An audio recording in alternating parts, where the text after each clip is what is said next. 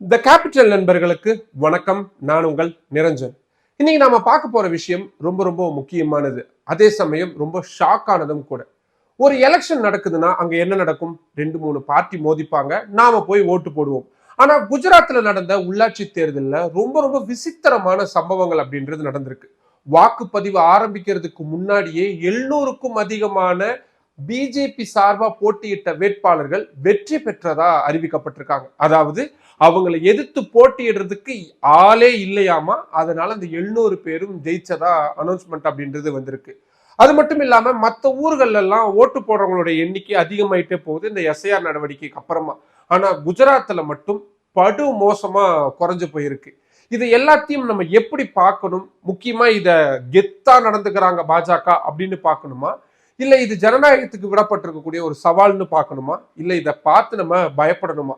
அதை பத்தி தான் இந்த வீடியோவில் நம்ம இன்னைக்கு ரொம்ப விரிவாகவே பார்க்க போறோம். அதுக்கு முன்னாடி நம்ம சேனல் இன்னும் நிறைய பேர் சப்ஸ்கிரைப் பண்ணாம பார்த்துக்கிட்டு இருக்கீங்க. உங்களுக்கே தெரியும், உங்களுடைய ஆதரவை நம்பி மட்டும்தான் டெல்லியிலிருந்து இயங்கக்கூடிய முதல் தமிழ் யூடியூப் சேனல் அதை நடத்திட்டு இருக்கு. இப்போ இந்த மாதிரியான ரொம்ப ரொம்ப முக்கியமான இன்ஃபர்மேஷன்ஸ் உங்களுக்கு உடனுக்குடன் வந்து சேரணும் அப்படின்னா நம்ம சேனலை சப்ஸ்கிரைப் பண்ணிக்கோங்க.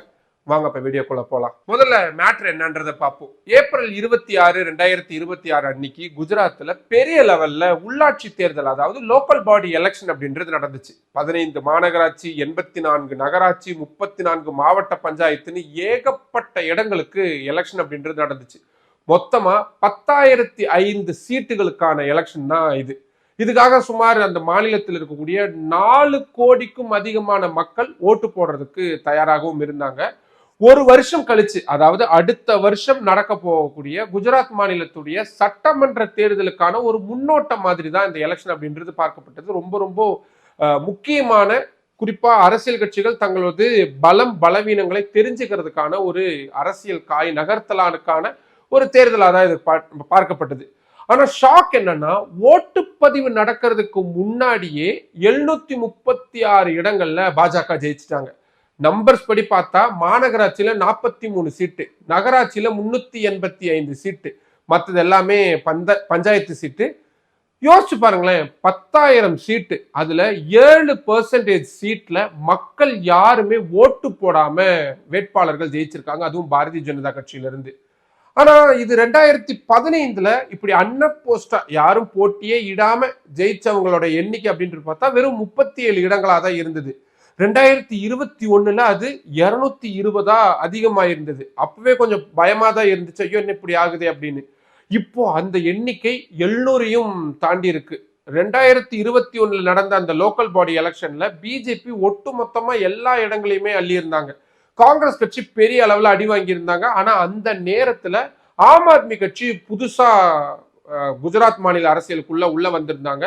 சூரத் மாதிரியான இடங்கள் எல்லாம் கரெக்டா சீட்டுகளை பிடிச்சு ஒரு சின்ன அதிர்ச்சி அப்படின்றத பாஜகவுக்கு கொடுத்துக்கிட்டு இருந்தாங்க. ஏன்னா 30 வருஷமா தொடர்ச்சியா ஆட்சியில் இருக்கக்கூடிய ஒரு கட்சிக்கு இப்படியான ஒரு அதிர்ச்சி வைத்தியத்தை ஆம் ஆத்மி கொடுத்தாங்க அப்படின்ன உடனே இந்த முறை எல்லாத்தையுமே பார்த்து பார்த்து காய் நகர்த்திட்டு இருந்தாங்க. குறிப்பா ஆம் ஆத்மி கட்சியில சிட்டிங்ல இருக்கக்கூடிய 7 ராஜ்யசபா எம்பிக்களை தங்கள் பக்கம் கொண்டு வந்து கரெக்டா எலெக்ஷன் நடக்கிறதுக்கு ஒரு நாள் இல்லாட்டி அந்த எலெக்ஷன் டைம்ல நடந்து ஒரு பெரிய ஒரு டிசாஸ்டர் வந்து ஆம் ஆத்மி கட்சிக்கு ஏற்படுத்தியிருந்தாங்க. அடுத்த வருஷம் பஞ்சாப் மாநிலத்தில் நடக்க போகக்கூடிய சட்டமன்ற தேர்தலுக்கான முன்னோட்டமாக தான் பாஜக இதை பண்ணியிருக்கிறாங்க அப்படின்றது எல்லாருக்குமே தெரியும். அது என்ன மேட்ரு, என்ன விஷயம் அப்படின்றத பத்தி ஏற்கனவே நம்மளோட சேனல்ல ரொம்ப டீட்டெயில்டான ஒரு வீடியோ போட்டிருக்கிறேன். அதோட லிங்கை நான் கீழே கண்டிப்பா டிஸ்கிரிப்ஷன்ல கொடுக்குறேன், போய் பாருங்க. அப்பதான் பாஜக இந்தியாவில் இருக்கக்கூடிய மற்ற மாநிலங்கள் எல்லாம் என்ன பண்ணிட்டு இருக்காங்க, மற்ற கட்சிகள் எல்லாம் அவங்க எப்படி தூக்கி சாப்பிட்டுக்கிட்டு இருக்காங்க அப்படின்றது உங்களால தெரிஞ்சுக்க முடியும். பாஜக இப்படி எல்லாம் செய்யறத பார்த்தா எனக்கு ஜார்ஜ் ஆல்பர்ட்டோடைய அனிமல் ஃபார்ம் அப்படின்ற ஒரு கதை ஞாபகம் வந்தது. நிறைய பேர் படிச்சிருப்பீங்களான்னு தெரியல. அந்த கதை ரொம்ப சிம்பிள் தாங்க. அந்த கதையில நெப்போலியன் அப்படின்ற ஒரு கேரக்டர் வரும். அது எப்படி அதிகாரத்தை பிடிக்குது அப்படின்றது தான் கதை போகும். மெதுவா தன்னுடைய எதிரிகள் எல்லாரையும் ஒவ்வொரு காரணமா சொல்லி அந்த நெப்போலியன் ஓரங்கட்டிக்கிட்டே வருவான். ஒரு கட்டத்துல எதிரிகளே இல்லாம போயிடுவாங்க. அப்புறம் என்ன, நான் தான் ராஜா, நான் சொல்றதுதான் சட்டம் அப்படின்ற மாதிரி தான் அந்த கதை அப்படின்றது போகும். ரொம்ப ரொம்ப சுவாரஸ்யமா எடுத்துட்டு போயிருப்பாரு. இப்போ குஜராத்ல நடக்கிறத பார்க்கும் பொழுது கிட்டத்தட்ட இதே மாதிரிதான், இந்த நெப்போலியன் பண்ண மாதிரியான விஷயங்கள் தான் இந்தியாவிலையும் அரசியல் களங்கள்ல தேர்தல் களங்கள்ல நடக்க தொடங்கியிருக்கோம் அப்படின்ற ஒரு அச்ச உணர்வு அப்படின்றது நமக்கு இயல்பாவே எழத் தொடங்குது. வெளியில இருந்து பாக்குறப்போ ஜனநாயகம் இருக்கிற மாதிரி ஒரு பெரிய பில்டப் அப்படின்றது இங்க இருக்கு. ஆனா உள்ளுக்குள்ள போட்டியே இல்லாம மக்களால தேர்ந்தெடுக்கப்படக்கூடியவங்க இவங்க அப்படின்ற மாதிரியான வெற்றியை பெறக்கூடிய ஒரு சூத்திரம் அப்படின்றது தான் இங்க சிஸ்டமேட்டிக்கா நடக்க தொடங்கியிருக்கு அப்படின்னு தான் இதை பார்க்க வேண்டியதா இருக்கு.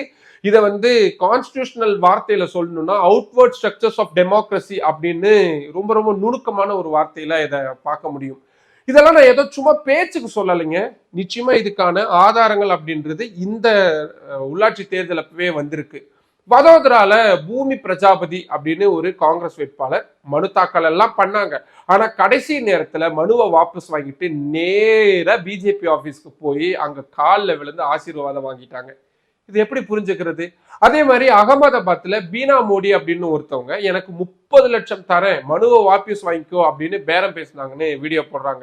இன்னும் சிலரோ மிரட்டல் வந்ததா சொல்றாங்க, எங்களுடைய ஃபேமிலியை துன்புறுத்தினாங்க இப்படின்னு ஏகப்பட்ட புகார்களை சொல்லிக்கிட்டே இருக்கிறாங்க. இது ஏதோ ஒரு இடத்துல நடந்திருந்தா சரி தற்செயலா நடந்துச்சு அப்படின்னு சொல்லிட்டு போலாம். ஆனா 700க்கும் அதிகமான இடங்கள்ல இதுதான் நடந்திருக்குன்னா இந்த எலெக்ஷனே ஒரு ஸ்கிரிப்ட் அப்படின்னு சொல்லாம வேற என்னன்னு இதை நம்ம சொல்ல முடியும்? சரி, ஓட்டுப்பதிவு நடந்த இடத்துலயாவது மக்கள் ஆர்வம் காட்டினாங்களா அப்படின்னு பார்த்தா அங்கதான் இன்னொரு இடியாவும் நமக்கு ஒரு முக்கியமான தகவல் கிடைச்சிருக்கு. இந்த எஸ்ஐஆர் மூலியமா குஜராத் மாநிலத்துல மட்டும் 70 லட்சத்துக்கும் அதிகமான வாக்காளர்களுடைய பெயர்கள் நீக்கப்பட்டிருக்கு அப்படின்றது ஒரு சர்ச்சையா தான் போய்கிட்டு இருக்கு. தமிழ்நாட்டிலையும் 95 லட்சம் கிட்ட நீக்கப்பட்டிருந்தாங்க. ஆனா தமிழ்நாடு சட்டமன்ற தேர்தல்ல வரலாறு காணாத வாக்குப்பதிவு, 86% மேல வாக்குப்பதிவு, அஸ்ஸாம் மாநிலத்தில் 90%க்கும் அதிகமான வாக்குப்பதிவு, அவ்வளவு வன்முறை நடக்கக்கூடிய மேற்கு வங்க மாநிலத்துல கிட்டத்தட்ட 93% அளவுக்கு வாக்குப்பதிவு நடந்திருக்கு அப்படின்லாம் சொல்லிட்டு இருக்காங்க. ஆனா குஜராத்ல இது அப்படியே தலைகீழா இருக்கு.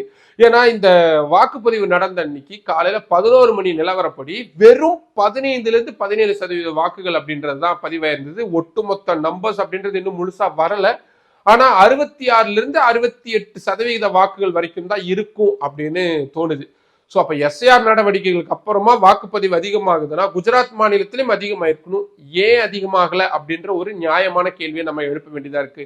இன்னொரு பக்கம் 44 டிகிரி செல்சியஸ் வெயில் அப்படின்றது காட்சி எடுத்துருச்சுங்க குஜராத்ல. அதனால மக்கள் ஓட்டு போடறதுக்கு வராம போயிட்டாங்க அப்படின்னு இதுக்கு ஒரு முட்டு கொடுக்குறவங்களும் இருக்கிறாங்க. எனக்கு தெரிஞ்சு சென்னையில என்ன சுவிட்சர்லாந்து மாதிரி கூலிங் அடிச்சுக்கிட்டு இருந்துச்சா இல்ல வெஸ்ட் பெங்கால்ல இப்ப எலெக்ஷன் நடந்துகிட்டு இருக்கிறப்போ அங்க என்ன குளும்னாலியில் இருக்கிற மாதிரி குழுகுலுன்னு இருக்கா? எல்லா இடத்துலயும் இந்தியாவில் இப்படிதான் வெயில் சுட்டரிச்சுக்கிட்டு தான் இருக்கு. குஜராத்ல மட்டும் வெயில் அதிகமாகி ஓட்டு போடுறதுக்கே மக்கள் வரலன்னு சொல்றத எப்படி புரிஞ்சுக்கிறதுன்னு எனக்கு தெரியல.